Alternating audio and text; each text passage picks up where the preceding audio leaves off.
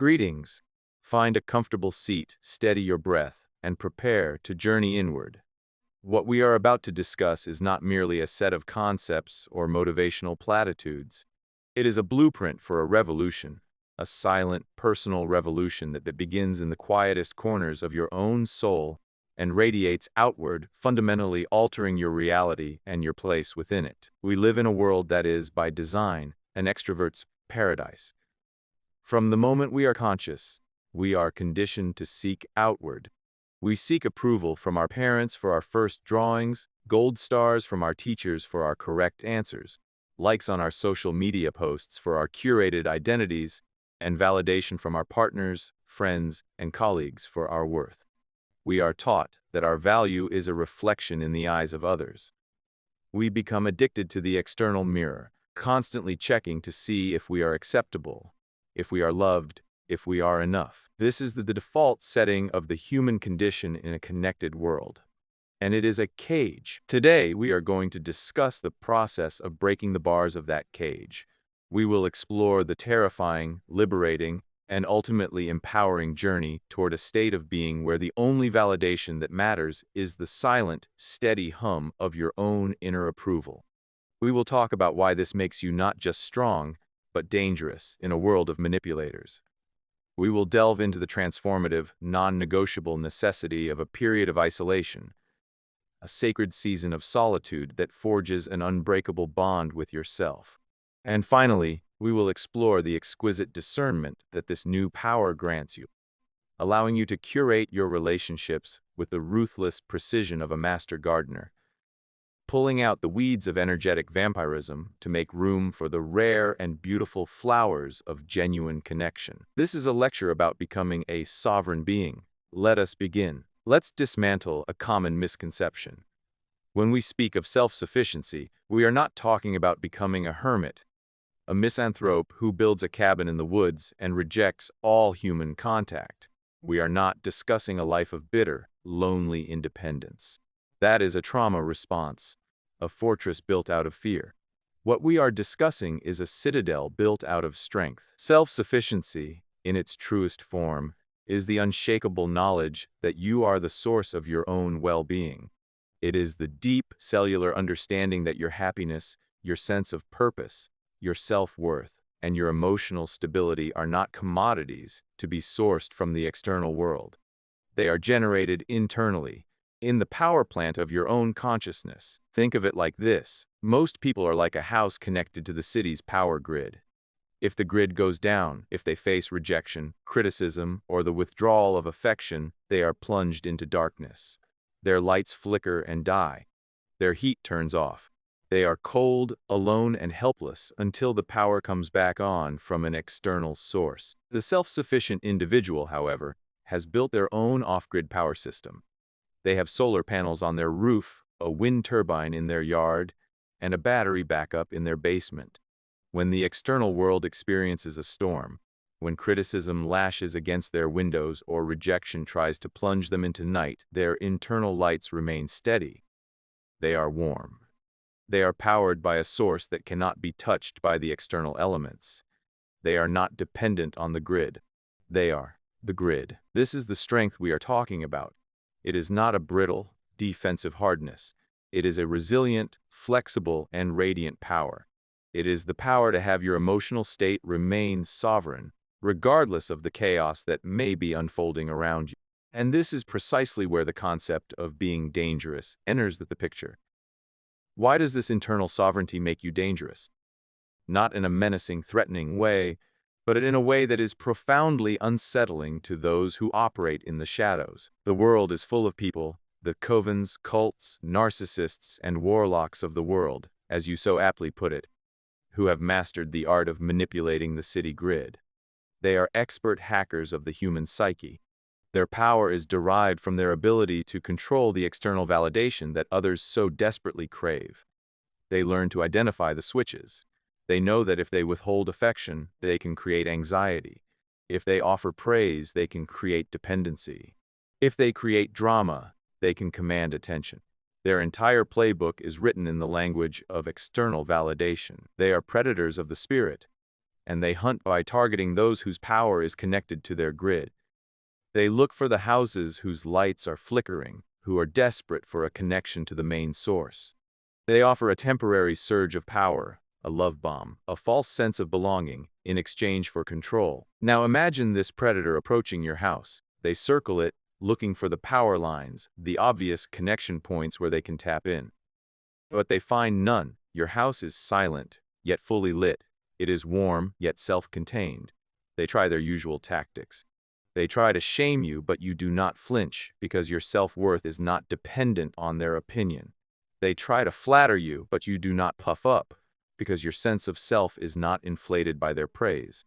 They try to create drama to pull you into their orbit, but you observe it with detached curiosity, like watching a storm from a safe, dry window, refusing to step out into the rain. You have become immune to their virus. Your operating system is not the one they know how to hack. To them, you are a glitch in their matrix. You are unpredictable. You cannot be controlled. And to a creature whose entire existence is based on control, that is the most terrifying and infuriating thing in the world. You are a threat to their power structure. You are dangerous because your freedom exposes the bars of their own cage. Your light, powered from within, illuminates the darkness of their manipulation. This is the positive, powerful danger of a life lived from the inside out. If self-sufficiency is the destination, then isolation is the vehicle. There is no other way. You cannot learn to generate your own power while you are still plugged into the grid. You cannot discover the architecture of your own soul while you are constantly distracted by the noise of other people's lives. A period of isolation, and let's be clear, I am speaking of a conscious, chosen period, not one forced upon you by depression or circumstance. Though even those can be alchemized, is the most transformative experience a human being can undertake. It is the sacred crucible. It is the dark, silent womb where the new self is gestated. Why is it so essential? Because in the absence of external input, you are forced to confront the internal output. When you remove the distractions, the constant texting, the social gatherings, the noise of the television, the opinions of your family, the demands of your friends, you are left in a room with the one person you have probably spent your whole life avoiding, yourself. And that first meeting can be terrifying. In the silence, you will hear every critical voice you've ever internalized. You will hear the echoes of past traumas. You will be confronted with your deepest fears, your most profound insecurities, your ugliest thoughts. The mind, when left without its usual diet of external stimulation, will begin to consume itself. It will replay arguments, conjure up anxieties about the future, and try to fill the void with noise. This is the detox. This is the withdrawal from the addiction to connection. Most people cannot handle this. They run from the silence. They fill it immediately with a new relationship, a new project, a new distraction. They leap from one external validation source to another, never allowing themselves to be alone long enough to hear their own soul whisper. But if you have the courage to stay, something miraculous begins to happen. The noise starts to settle. The chaotic thoughts begin to lose their power. In the silence, a new voice begins to emerge. It is not loud. It is not demanding. It is a quiet, steady, gentle voice. It is the voice of you. In that sacred solitude, you begin to build a relationship with yourself. You learn what you actually think, not what you've been taught to think. You discover what you truly feel beneath the layers of social propriety. You find out what brings you joy when no one is watching. You learn the contours of your own mind, the landscapes of your own heart. You become your own best friend, your own wisest counsel, your own most loving parent. This is not a punishment. This is a courtship. It is a deep, romantic, profound love affair with your own being. You learn to enjoy your own company. You learn that you are fascinating, complex, and worthy of your own attention. You learn to sit with your pain and hold your own hand. You learn to celebrate your victories with a quiet internal smile, not needing a crowd to validate your success. And from this deep well of self-love, an unshakable inner strength is forged. It is not the false strength of bravado, built on a foundation of insecurity. It is the quiet, real strength of a tree that has grown its roots deep into the earth during a long, lonely winter. When the spring storms come, that tree will not be uprooted. It has drawn its power from the depths. It has learned to sustain itself. This period of isolation provides you with something else invaluable: a heightened awareness. When you are no longer participating in the collective frenzy, you gain a vantage point. You become the observer in the stands, no longer a player tackled on the field. From this quiet perch, you begin to see the codes of the matrix. You see the hidden strings of manipulation that pull people. You see the insecurities that drive their actions. You understand the games they play because you are no longer a player. You see people for who they truly are, not for who they pretend to be. You see their motivations, even when they are utterly unconscious of them. You develop a kind of X-ray vision for the human soul. You can spot an energy vampire from a mile away, not because they have fangs, but because you can sense the subtle pull, the unspoken demand for your attention and vitality. Now you emerge from the crucible. You are forged. You are whole. You are the source. And you look at the world with new eyes. This is where the power of your journey manifests in your external life, in the realm of relationships. Before your isolation, relationships were likely a source of need. You needed friends to not feel lonely. You needed a partner to feel loved. You needed family to feel a sense of belonging. This neediness acted as a gravity well, pulling you toward anyone who offered even a fleeting sense of connection. It made you vulnerable to the energy vampires, the narcissists, the users. You accepted breadcrumbs because you were starving. Now, you are full. You are complete. You are no longer starving. You are not looking for someone to complete you. You are looking for someone to complement you. You are not searching for a missing piece. You are a whole piece, looking for another whole piece, with whom you can create something beautiful. This is the power of discernment. When you do not need a relationship, you are finally free to choose one. And choice, true conscious choice, is the highest expression of your sovereignty. You become exquisitely picky, and you have every right to be. Your time, your energy, your peace, these are your most precious, non-renewable resources. You have spent a sacred season in isolation cultivating them, protecting them, and learning their value. You are not about to hand them over to just anyone who knocks on your door. You begin to evaluate potential relationships with a new set of criteria.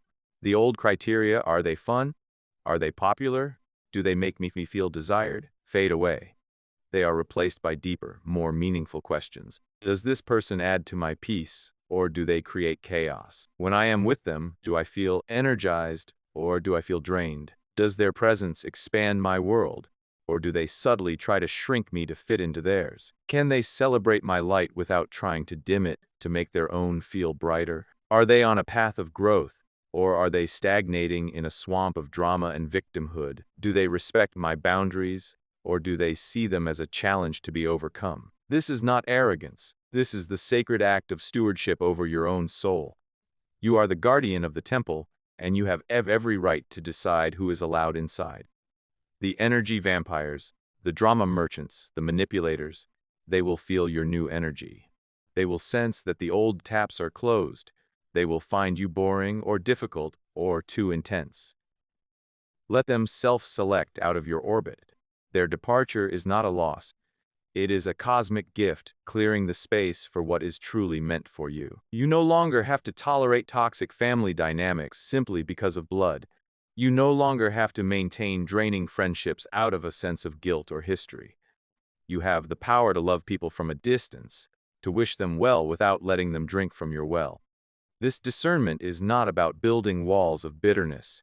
It is about installing doors with locks, and having the wisdom and courage to decide who gets the key. The relationships that remain or the new ones that appear will be of an entirely different quality. They will be based on mutual wholeness, not mutual neediness. They will be founded on respect, admiration, and a shared commitment to truth and growth. These connections are not drains on your energy. They are sources of mutual amplification. You do not just give to them, you flow with them. You become a symphony of two sovereign beings, each playing their own instrument, creating a harmony far more beautiful than either could produce alone. This is the prize. This is what awaits on the other side of the difficult work. So, let us return to where we began. You are now this person. You are self-sufficient.